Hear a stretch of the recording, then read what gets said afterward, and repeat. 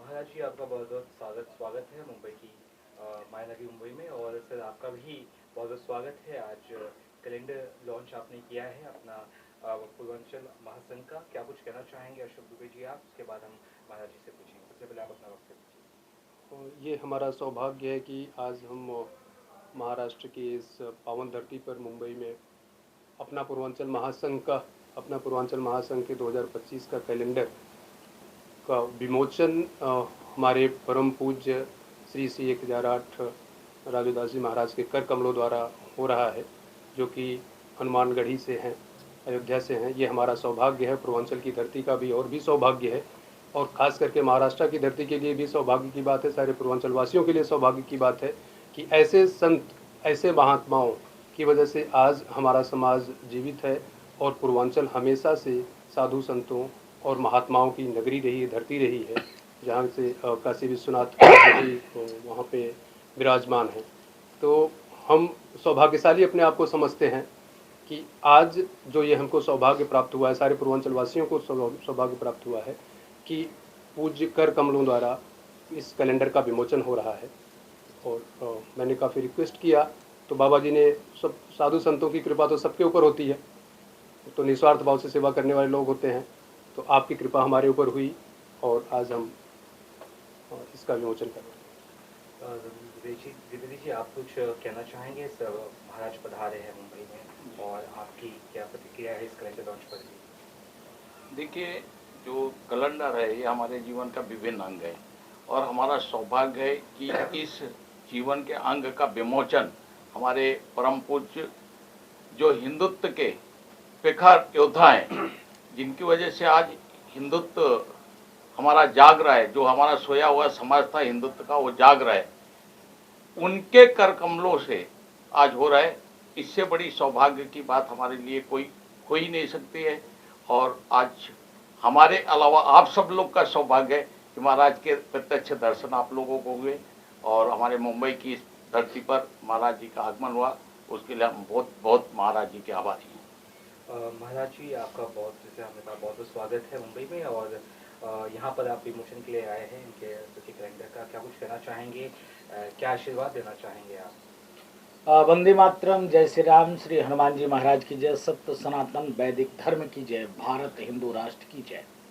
आज सौभाग्य की बात है कि 2 दिवसीय महाराष्ट्र प्रवास के दौरान आज माननीय मुख्यमंत्री जी के मिलने के बाद और भी 2-3 कार्यक्रमों में शामिल होने के बाद मैं आभार व्यक्त करता हूं रविंद्र द्विवेदी जी का, जिन्होंने देर रात्रि कल चर्चा किया कि इनके परम प्रिय मित्र अशोक कुमार दुबे जी, जो अपना पूर्वांचल महासंघ के राष्ट्रीय अध्यक्ष हैं, इन्होंने कल अटल जी महाकुंभ के कार्यक्रम में ये चर्चा हुई कि महाराज जी अपना एक पूर्वांचल समृद्ध पूर्वांचल, खुशहाल पूर्वांचल का एक कैलेंडर है, जिस कैलेंडर का विमोचन अगर आपके हाथ हो जाए तो समझिए भगवान की कृपा होगी। हमने कहा अपना तो काम है सनातन का, संस्कृति का, हिंदू का, हिंदुत्व का, राष्ट्र का।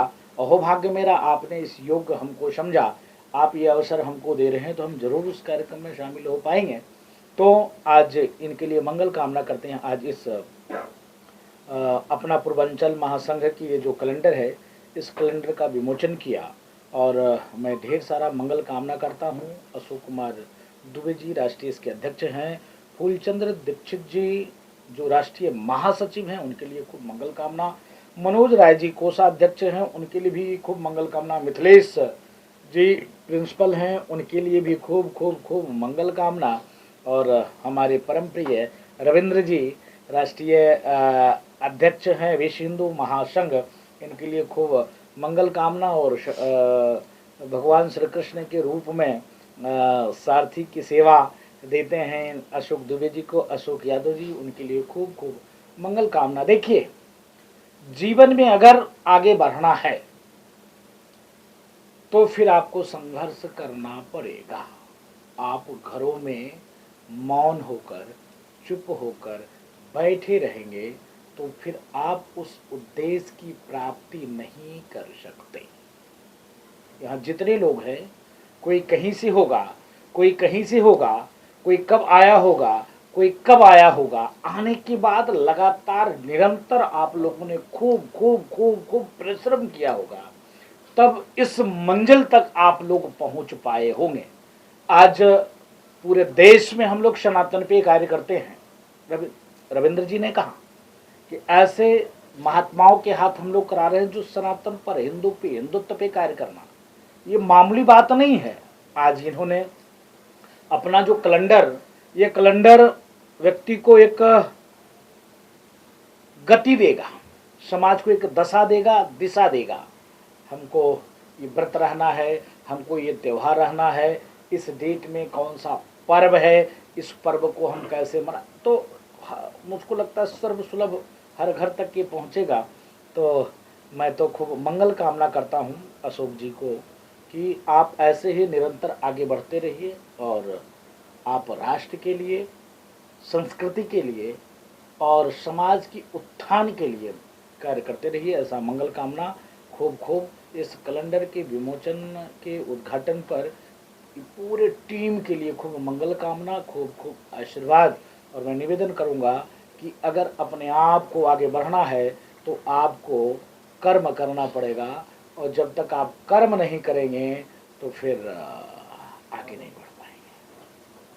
अशोक दुबे जी, आपका प्रोग्राम भी आने वाला है फरवरी माह में, अगर मैं गलत नहीं हूँ, तो आप उस बारे में अगर कुछ व्याख्या करना चाहें। जी, एक्चुअली 22 फरवरी 2025 को एक पूर्वांचल रत्न पुरस्कार का आयोजन संस्था के द्वारा किया जा रहा है, अपना पूर्वांचल महासंघ के द्वारा, जिसमें कि जो पूर्वांचल की विभूतियाँ हैं, विभिन्न विभूतियाँ अलग अलग क्षेत्र से जिन्होंने अपने मुकाम तक पहुँचे हैं, जो पूर्वांचल के नाम को रोशन किए हैं, पूर्वांचल के लिए काम किए हैं, उनको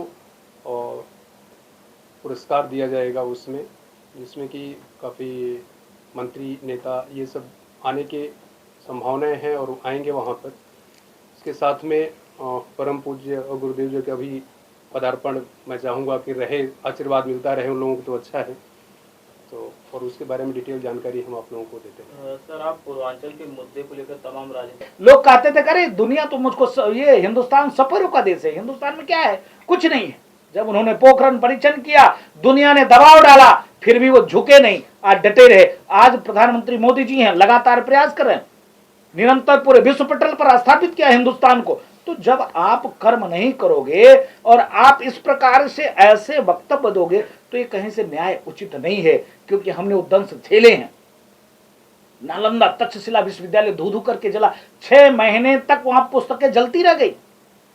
आप बताओ, जो लोग मुझको सपेरों को देश कहते थे, 20,000 नालंदा विश्वविद्यालय प्रोफेसर होते थे। जिस स्कूल में 20,000 प्रोफेसर हो, उस स्कूल में स्टूडेंट कितने होते हैं? 100 देश से लोग स्टूडेंट पढ़ते थे। इसके नाते उस बयान का पुरजोर विरोध और हम लोगों ने निंदा किया है। और मैं निवेदन करता हूं कि बांग्लादेश में जिस प्रकार से स्थिति परिस्थिति बनी है, देश के यशस्वी प्रधानमंत्री जी वहां संयुक्त राष्ट्र संघ से बात करके, मानवाधिकार आयोग से बात करके वहां शांति सेना भेजकर हिंदुओं की रक्षा सुरक्षा करें, या तो फिर अगर नहीं हो पा रहा है तो संयुक्त राष्ट्र संघ से आप अपना नाता तोड़ लीजिए, आप हट जाइए। ऐसे थोड़े ना होता है। मानवता को शर्मसार करने वाली घटना, वहां हिंदू मारे जा रहे, क्या उनको जीने का अधिकार नहीं है? इसके नाते अगर आपने सवाल पूछा, इसके नाते हम लोग पीड़ित होकर जो है उस बात का पुरजोर विरोध किया कि नहीं, मोहन भागवत जी का यह बयान उचित नहीं। Thank you sir, thank you.